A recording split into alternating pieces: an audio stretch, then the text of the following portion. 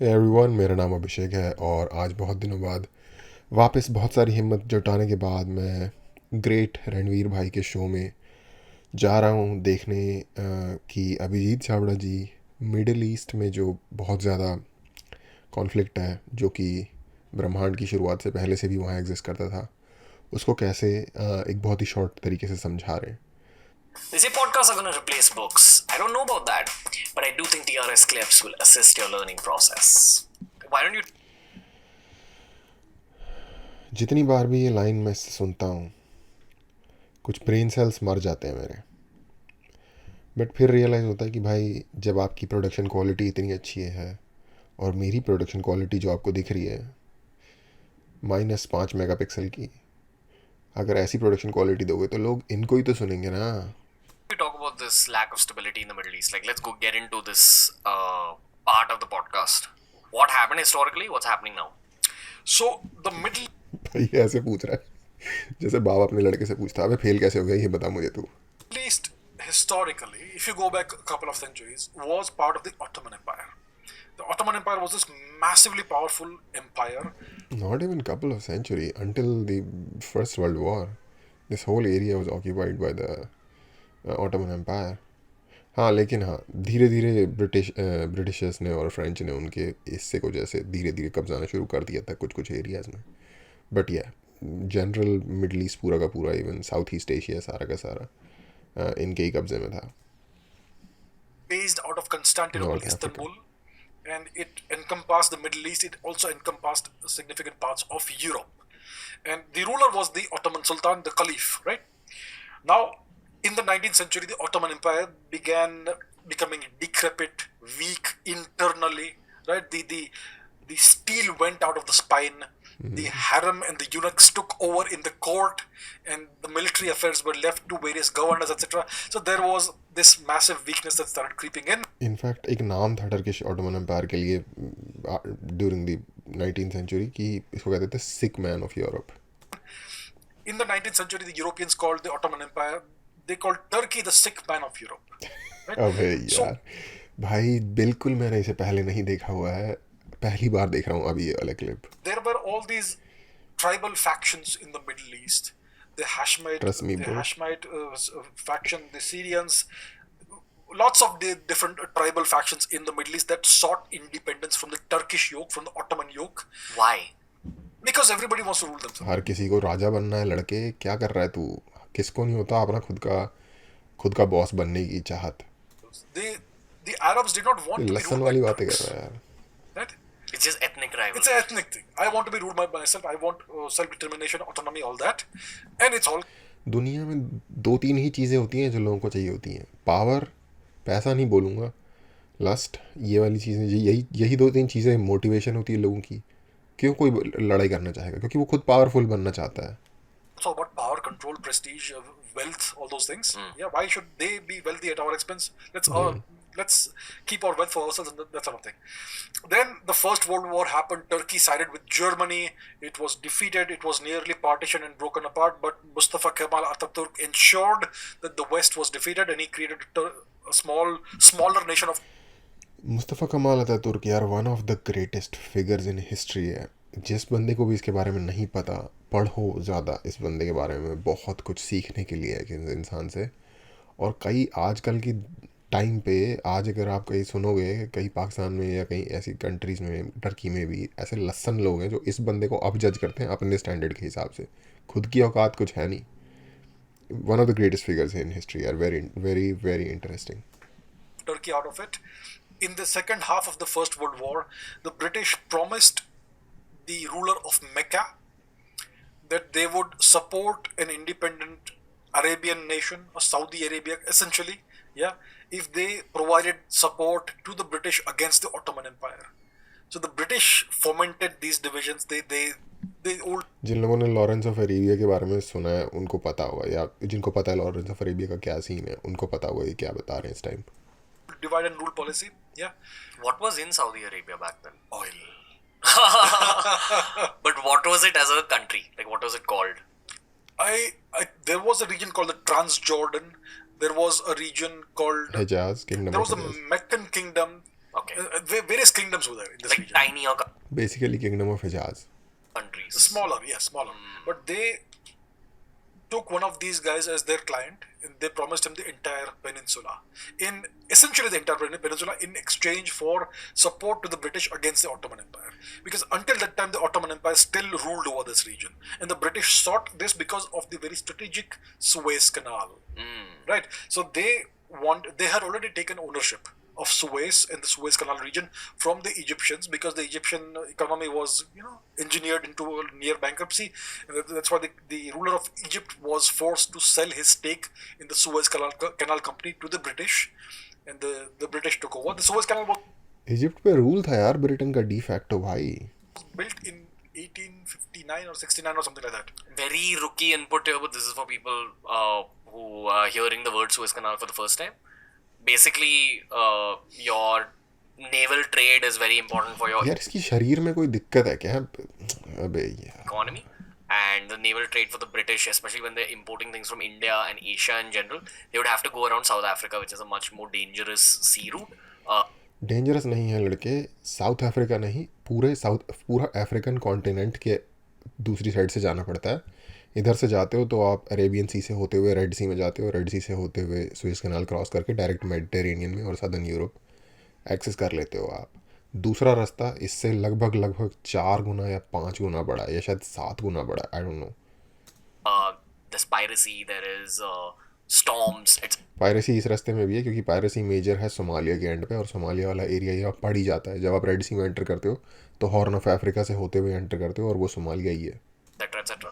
Suez Canal कौन यार? gives you a shortcut. So Massive shortcut. yeah, it saves money, it ensures Massive safety, shortcut, yes. etc. etc. It's just an easier way of naval trade. Let's get back to AC. Cheap way. So the Suez Canal was called the spinal cord of the British Empire. That's how they connected to India. That's how they stole and plundered the wealth out of India and transferred it to the UK. So Suez was strategically vital to the British Empire, to the continuation of the British Empire. And for that, they needed access and control to the surrounding regions like the Arabian Peninsula, the Middle East, of that. So they fomented these problems, these revolts against the Ottoman Empire, etc. Then the Ottoman Empire crumbled at the end of World War I, which is when these various kingdoms were formed. So the British created this mandate of Palestine, I think they called it. Yeah, And they initially created यही this नाम था. artificial nation of Iraq. So Iraq और initially ये नाम था, बाद में उसको बालफोर डिक्लेरेशन कहा जाता है, जो is फाइनल डॉक्यूमेंट almost था. 50% Shia. And the Shias and Sunnis have long-standing disputes that go back almost more than 1,000 years, right? So they created this. The Western powers have this tendency to create artificial nations by drawing straight lines on the map. So Iraq, if you look at Africa, it's all straight lines. Northern And that's Africa तो the पूरा ही है. sign from a geopolitical perspective of a richer nation f***ing shit up for you. Like, and f***ing shit up for your future. That's what the listeners should know. So what this does is that it divides communities across nations, and it puts communities that historically don't belong together in the same nation. नहीं यार, ये क्या बोल रहा है? Richer नहीं, more powerful और more forward looking. Example देखिए बताता हूँ इसके अगेंस्ट में. इराक ने अब इन्वेड करता था कुवैत को. कुवैत रिचर नेशन है मुकाबले इराक के. रिचर नहीं होता पैरामीटर होता है मोर पावरफुल, और उससे भी बड़ा पैरामीटर होता है मोर फॉरवर्ड लुकिंग, जो देख रहा है फ्यूचर में. जो कि यूरोपियंस ने, पता नहीं, जैसे गांव वगैरह में कहते हैं कि मात आ गई बंदे के ऊपर, उन या पता नहीं क्या, कोई आत्मा आ गई इंसान के ऊपर. उनके ऊपर जब से रेनेसांस शुरू हुआ उसके बाद स्पेशली 16, 17, 1800s के आसपास उनके ऊपर मात आ गई थी भाई. उन्होंने पूरी दुनिया को लूटना चालू कर दिया था. और उससे पहले ये सेंट्रल एशियन टर्किक और मंगोल्स कर रहे थे ये चीज़. ये लोग थोड़े क्रैश वे में इस चीज़ को कर रहे थे, खोपड़ी के मीनार बना के और वटेवर जो भी करते थे. उससे पहले अरब्स कर रहे थे 7th 8th सेंचुरी में ये काम. तो ये काम सब करते रहे. सबका अपना अपना टाइम आया और सब ने अपने अपने टाइम पे पूरी दुनिया के लोगों को दबा के लूटा है. That causes problems. Powerful की बात होती है. Very long-term problems. That's what you see in Iraq. That's what you see across the Middle East. Even Saudi Arabia essentially is an artificially created nation. It's never been one nation the way it is today. You know, and the Saudi the House of Saud is again essentially a client state. It was a client state of the Saudi Arabian peninsula में क्या है कि different clans का different parts पे कब्ज़ा रहा था. जो इब्न सऊद जिसे कहते हैं ना, जो सऊदी फैमिली है, जो वहाँ की रॉयल फैमिली है, इस फैमिली, ये जो क्लैन है, इस क्लैन के साथ एसोसिएशन था ब्रिटिश का, और उन्होंने इनको हेल्प की इस पूरे एरिया में कब्ज़ा जमाने में Okay, later through Lawrence of Arabia, जो कि एक ब्रिटिश इंसान था जिसको कि उन्होंने यहाँ भेजा था इस सारी चीज़ को ऑर्गेनाइज करने के लिए. on it became a client state of the US, which it in some ways still is, and so on. It's all about oil. It's all about the resources of the region, and so on. When did they figure that there's oil in the Gulf? I think this began in the 19th century, if I'm not mistaken. You know, Okay. oil exploration became a big thing. They at called the it end black of gold. It was so valuable. That's when the entire world's economy started being driven by oil. it happened during the end days of 18th बोलेंगे ना, नहीं 19th बोलेंगे, 1800s में, at the end of 1800s में. जब 1800s कहा जाता है तो उसका मतलब होता है 19th century. Later, you had super tankers. So, I'm fast forwarding a little bit more. Sure. But after the Second World War, the super tankers started being used, and the Suez Canal was too narrow for that. So they had to still go around the Cape of Good Hope, South Africa. What is a super tanker? A super tanker is a massive ship. It's sometimes larger than an aircraft carrier. Really? Yes. And it's purely used for oil? Yes, it has these small compartments in which you keep oil. It's not a big, large compartment because when the oil sloshes, it can tip the ship over. So they make these smaller compartments, small cells, but it's जितने भी आप fuel tanks या देखते हो, even जो trucks में भी जो फ्यूल टैंक्स होते हैं, फ्यूल टैंकर में जो बड़ा ह्यूज टैंकर आप देखते हो, उसमें भी ना छोटे छोटे कंपार्टमेंट्स बने होते हैं, क्योंकि जो फ्यूल की मूवमेंट होती है फ्रंट टू बैक, वो जब आप ट्रक को मोड़ रहे हो या शिप को मनूवर कर रहे हो तो वो टिप ओवर कर सकता है उसको. essentially fully filled with oil. Wow. Massive, massive ships. Okay. And that's what they used to transport oil. They also had pipelines which went through Asia, but mostly super tankers. And these super tankers eventually were made so big they could not go through the Suez Canal. So they had to anyway go through the Cape of Good Hope route. But that's an aside.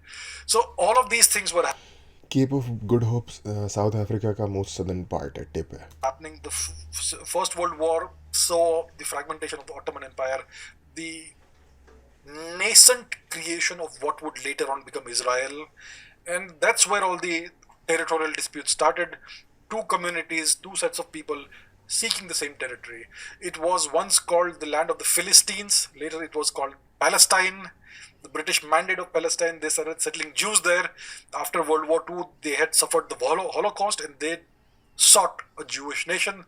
In 1948, the first big problem was given to the UN, which had just been formed. Here's your big problem. Deal with it. And then the nation of Israel was created, and the same day it was created, all the neighbors attacked, which was the 1948 Arab-Israeli war, which Israel succeeded in winning. It was a drawn-out conflict. It did not end immediately, but the Israelis succeeded in surviving and defeating the Arab neighbors. Then there were multiple conflicts down the line. Thank you for watching. और हर conflict के बाद उन्होंने ज़्यादा से ज़्यादा land जीता है. I guess यहाँ ख़त्म हो गया.